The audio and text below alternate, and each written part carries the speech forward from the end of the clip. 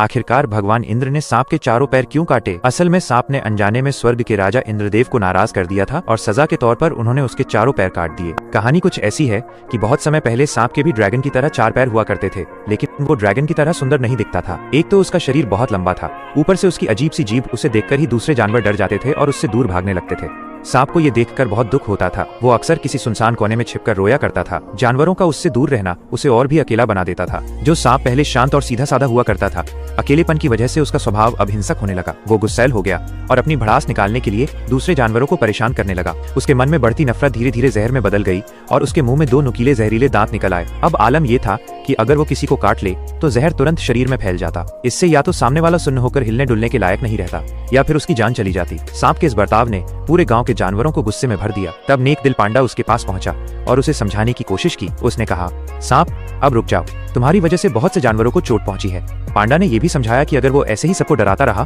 तो लोग उससे और भी दूर हो जाएंगे, लेकिन जहरीले सांप ने उसकी एक न सुनी। उसने सारा दोष इंद्रदेव पर मढ़ दिया।